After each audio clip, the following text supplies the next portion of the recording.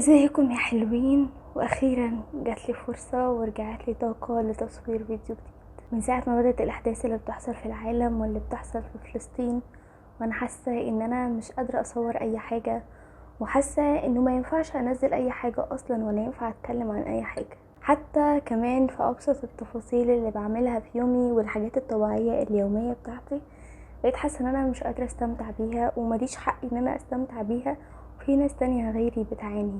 الوضع مؤثر بشكل كبير قوي، ومن ساعة ما الأحداث بدأت حياتنا مش ماشية بشكلها الطبيعي. يمكن حياتنا مكملة ويومنا ماشي وتفاصيل حياتنا ماشية ومكملة، بس للأسف في حاجة جوانا تايهة وفي حاجة جوانا ضايعة ومكسورة. جوايا كلام كتير قوي محتاجة ان انا اطلعه، وحاجات تانية برضو محتاجة ان انا اسمعها وابدأ اقتنع بيها، واكيد في منكم برضو محتاج ان هو يسمعها زي. عشان كده الفيديو ده انا مرتبتلهوش اي حاجة، ويمكن ده الفيديو الوحيد اللي هكون طالعة كده بتكلم فيه بارتجال، مش كاتبه سكريبت ولا كاتبه افكار اتكلم فيها، وطالعه كده اطلع بس كل اللي جوايا واسمع اللي انا محتاجه اسمعه واسمعه لكم انتوا كمان. وبالمناسبه بما اننا في حاله مقاطعه، فبلاش نشرب نسكافيه بما ان دي كافي، فنستخدم الاحسن مصري كافيه او علي كافيه. يمكن زمان الحروب كانت بتحصل، الناس اللي كانت بتسمع عن الاحداث بتاعتها ما كانوش بيبقوا متأثرين زينا دلوقتي. بيبقوا متأثرين، بس تخيلوا كده ان هما كانوا بيسمعوا الاخبار في الاذاعة بتاعت الراديو او مثلا في الاذاعة التلفزيونية، بس ما كانوش بيبقوا عايشين الاحداث بتاعت الحرب دي زي ما احنا دلوقتي. احنا عايشين مع غزة ادق ادق ادق التفاصيل، بنشوف مشاهد صعبة جدا جدا ومؤلمة بشكل كبير قوي، وبنقعد نحط نفسنا مكانهم ونتخيل وبنتوجع وبنتألم اكتر. فعشان كده لما نسمع عن الحروب زمان ما بنلاقيش ان الحروب او الحكاوي بأدق التفاصيل زي دلوقتي. لو جينا نحكي عنها بعدين هنلاقي ان احنا بنحكي كل حاجة حصلت بالتفصيل، لان احنا كنا عايشينها. عالم السوشيال ميديا موصل لنا كل التفاصيل، ويمكن دي شوية تكون ميزة عشان توعية للعالم للغربي او للناس الاجانب او اللي فاهمين القضية بشكل غلط. بس قد ايه المشاهد دي مؤلمة ومؤثرة علينا بشكل كبير. مشاهد قتل، مشاهد تهجير، مشاهد مرعبة مرعبة، اطفال بتموت وبتتقتل، وبجد الوضع صعب جدا جدا، واكيد يعني ما يعديش بسهولة ولا يعدي كده مرور الكرام على اي قلب نقي. يمكن اللي يشوف الحاجات دي ويعديها وما يتأثرش بيها القلوب الجحدة وبس. ونتيجة بقى للي احنا بنمر بيه وللمشاهد اللي احنا بنشوفها، ان احنا حصل عندنا كده حالة زي الاحتراق النفسي او احتراق نفسي. تخيلوا ان احنا في حياتنا الطبيعية وحياتنا اليومية ممكن نكون عايشين وبنتعرض للاحتراق النفسي وبنتألم منه لمجرد المسؤوليات والضغوط اللي علينا. فتخيلوا مع كل ده مشاهد واحداث زي اللي بتحصل في العالم، تخيلوا بقى الوضع جوانا وفي نفسيتنا هيبقى عامل ازاي. اكيد الوضع مش سهل، الوضع صعب بشكل كبير قوي، والاحداث اللي بتحصل بتأثر علينا وكل واحد بيتأثر بشكل مختلف عن التاني. في يمكن مننا اللي بيسكت وما بيقدرش يعبر عن اللي هو حاسس بيه، وفي تاني تلاقيه بيتكلم وازاي ده بيحصل وازاي احنا ساكتين وازاي وبيحاول يعبر عن اللي هو حاسس بيه. في مننا اللي بيتأثر صحيا، حالته النفسية من الحاجات اللي بيشوفها وبيتعرض ليها بتأثر عليه صحيا. بس كل واحد مننا في الفترة دي او معظمنا في الفترة دي بنعاني من الاحتراق النفسي، واللي يمكن في الفترة دي برضو هتبان قوي قدرة المناعة النفسية بتاعتنا. عارفين لما بيجي كده مرض او بيجي مثلا شوية برد وبني ادم بتكون مناعته ضعيفة شوية، فتلاقي البرد متمكن منه بشكل كبير قوي، غير شخص تاني مناعته بتكون احسن، فالبرد مثلا بياخد معاه يومين وخلاص وما بيتمسكش بيه قوي يعني. هي دي الفكرة. المناعة النفسية عندنا هي اللي بتساعدنا ان احنا نتكيف مع الاوضاع الطارئة اللي بتحصل او مع الضغوط، وازاي نتعامل معاها وازاي نتصرف معاها. فعلى ما اظن ان الفترة اللي احنا فيها دي فعلا بتختبر مناعتنا النفسية، وبتظهر فيها مناعتنا النفسية بشكل كبير قوي. هل احنا قادرين نتكيف مع الوضع، ولا احنا خلاص مش قادرين نسيطر على مشاعرنا ولا على انفعالاتنا ولا على افكارنا؟ كل الحاجات دي بتظهر قد ايه مناعتنا النفسية قوية او لا. وانا مش هتكلم معاكم دلوقتي في ان احنا نقوي مناعتنا النفسية ازاي ولا الكلام ده كله، لانه ما اظنش ان وقته، وما اظنش ان المناعة النفسية هتقوى وهنبنيها ونحسنها في يوم وليلة.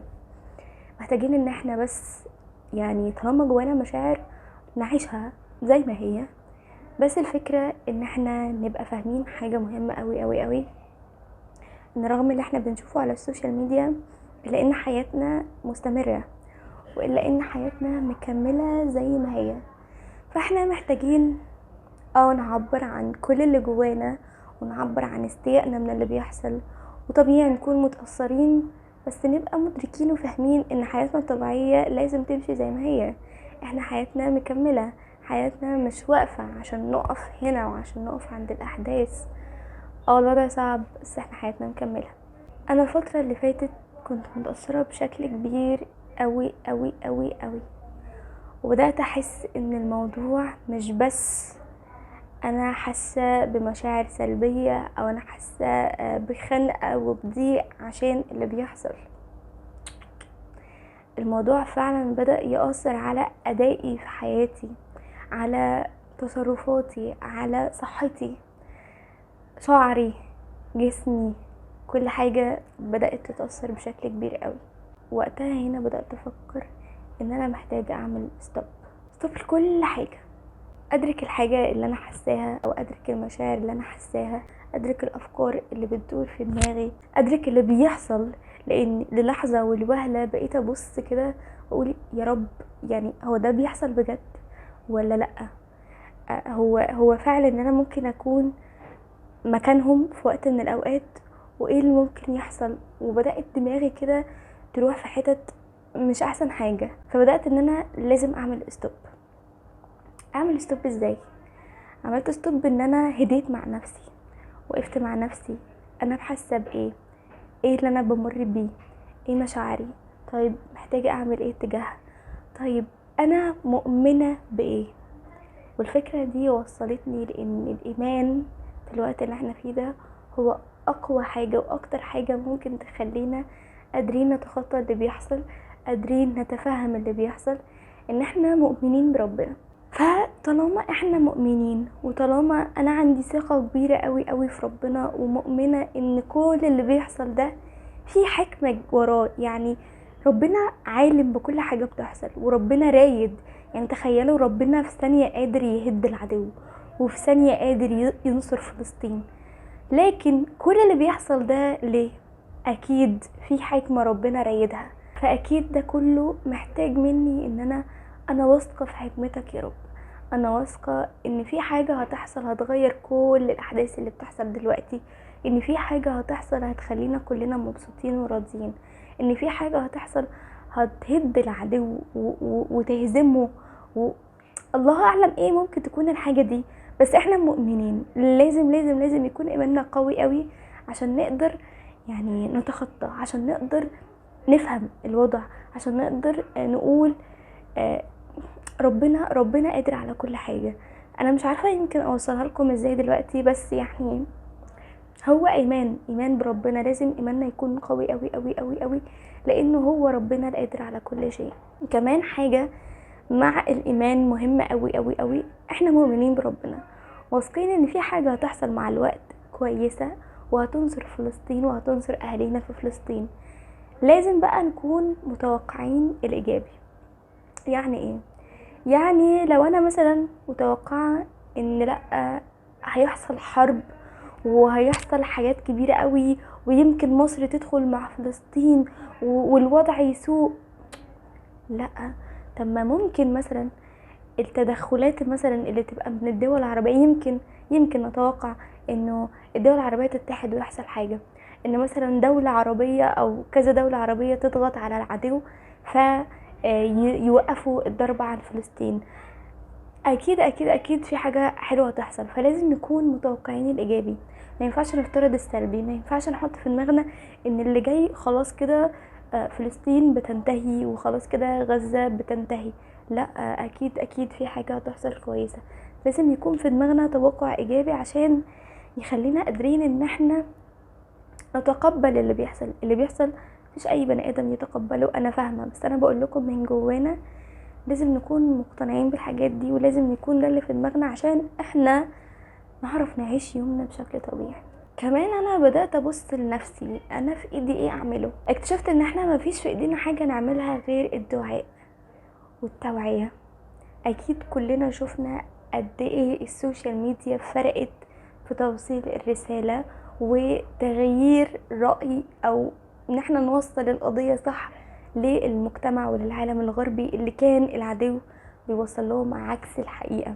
هما كانوا مقتنعين بعكس الحقيقة ان هي دي القضية الحقيقية.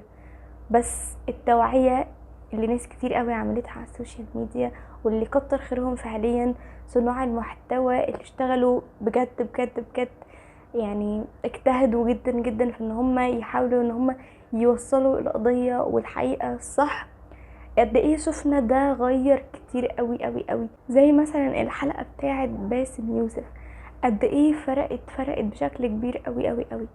فبدأت ابص انا بقى لنفسي، انا ايه في ايدي اعمله. الحاجة اللي في ايدي اعملها الدعاء.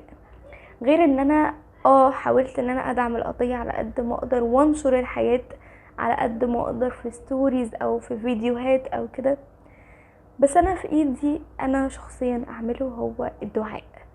اللي في ايدينا كلنا ان احنا نعمله كبني ادمين وكافراد بندعم القضية الفلسطينية. ففكرة ان احنا ندرك ايه اللي في ايدينا نعمله وان احنا نكون بنعمله، ده يحسسنا من جوانا ان احنا عاملين اللي علينا. يمكن من اصعب الحاجات اللي عشناها الفترة الاخيرة بسبب اللي بيحصل هو شعور العجز، ان احنا عايزين نعمل حاجة وفي نفس الوقت مفيش في ايدينا حاجة نعملها. بس يمكن اللي ريحنا ان احنا بدأنا ندرك ايه اللي في ايدينا نعمله وبدأنا نشتغل عليه. اللي في ايدينا نعمله الدعاء، اللي في ايدينا نعمله المقاطعة، اللي في ايدينا نعمله التوعية، ان احنا حتى على النطاق بتاعنا كده نبقى بندعم القضية، فنشجع بعض ان احنا مثلا نعمل مقاطعة للمنتجات دي، او ان احنا مثلا ندعم القضية دي، او ان احنا منتكسفش ان احنا نتكلم عن الموضوع ده حتى مع بعض، كل واحد يفهم التاني حاجات تانية ما كانش فاهمها. فهو ده اللي في ايدينا نعمله. لما بدأت ادرك ده، بدأت احس ان انا في ايدي حاجة اعملها. بدأ شعوري بالعجز يقل.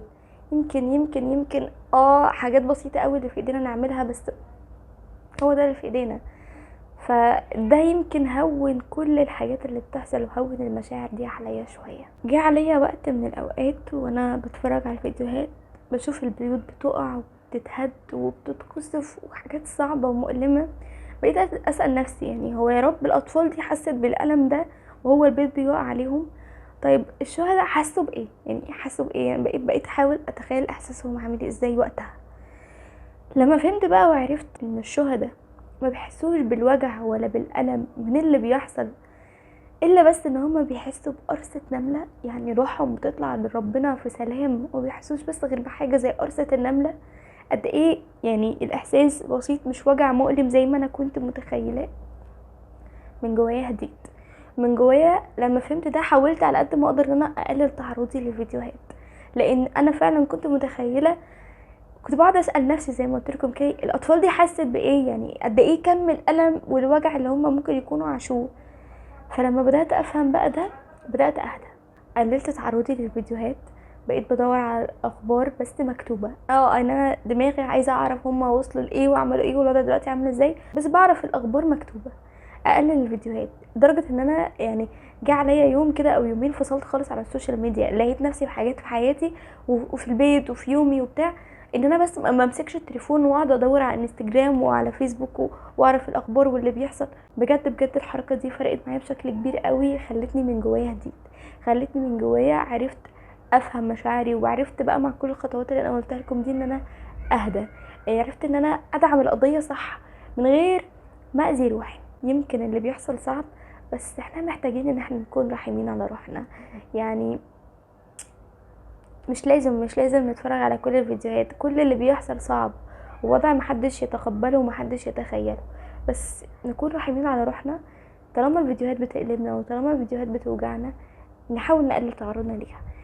احنا عندنا حياة مكملة، عندنا ضغوط يومية بنعيشها، وعندنا مشاكل في حياتنا واللي هكلمكم عليها دلوقتي قد ايه هي بسيطة، يعني مش مشاكل كبيرة في وسط اللي بيحصل ده، بس احنا حياتنا مكملة. فما ينفعش نكون مكملين واحنا مهملين روحنا.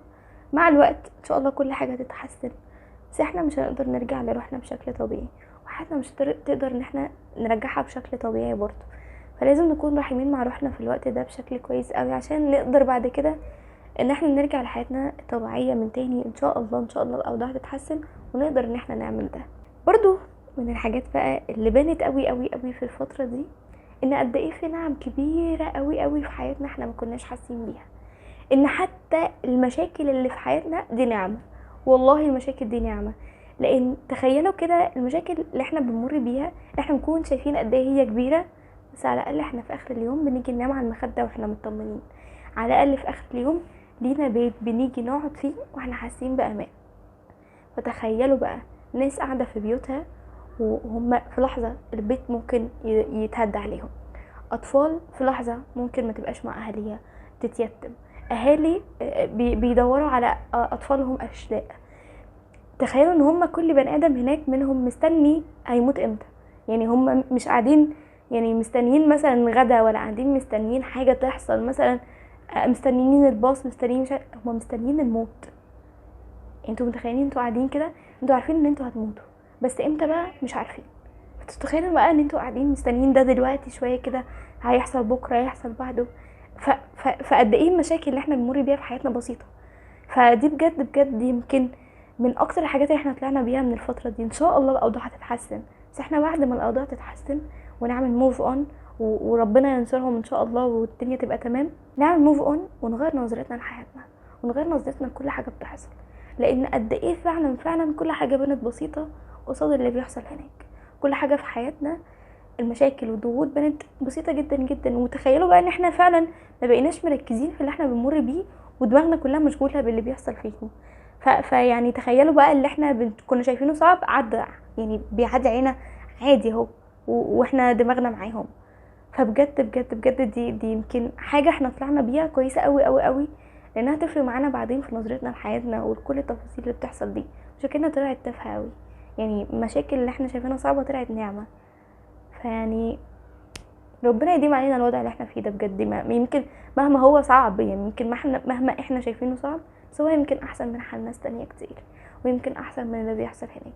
احنا في حاجات كتير قوي في حياتنا ما كناش مركزين فيها، بس اهو بدأنا نفوق لها الحمد لله. اللي بيحصل دلوقتي يخلينا كلنا مستائين ان الانسانية فيها وحشية بالشكل ده، يخلينا كلنا مستائين ان في بني ادمين قادرين ان هما يشوفوا اطفال بتتقتل وبتتيتم وعادي بالنسبة لهم، وعادي بيدعموا العدو، وعادي. انا مش متخيلة يعني هما مشاعرهم ممكن تكون عاملة ازاي. انا مش قادرة اوصل، دماغي مش قادرة توصل للفكرة دي. فالوضع صعب والقضية جوانا من سنين السنين. انا فاكرة وانا صغيرة وانا بسمع اغنية الحلم العربي تقريبا ده كان اسمها، فمتخيلتش ان في يوم من الايام لما اكبر هرجع اسمع الاغنية دي تاني واحس نفس المشاعر واعيش بقى التفاصيل دي. يمكن وانا صغيرة ما كنتش مدركاها قوي لاني كنت طفلة، بس دلوقتي بقى انا مدركة كل حاجة بتحصل، وقادرة ان انا اميز، وقادرة ان انا ادعم، وقادرة ان انا اقول انا بدعم فلسطين، وقادرة ان انا ادعي لهم، وقادرة ان انا اتكلم عنهم، وقادرة ان انا افهم كل الاحداث اللي بتحصل. فربنا مع فلسطين، ولك يا الله يا غزة. دعواتكم دعواتكم دعواتكم لاهالينا، ربنا ينصرهم. انا بصور الفيديو ده دلوقتي وهو حاليا قطع الاتصال تماما عن غزة، وبدأ يعني قصف قوي قوي عليهم. متوقعة ان يحصل حاجة تغير كل اللي بيحصل ده، يعني اتمنى. وبس اتمنى ان اكون قدرت اطلع اللي جوايا واطلعه ليكم، والكلام ده انا فعلا كنت محتاجة اسمعه. اتمنى ان هو يفيدكم وبس.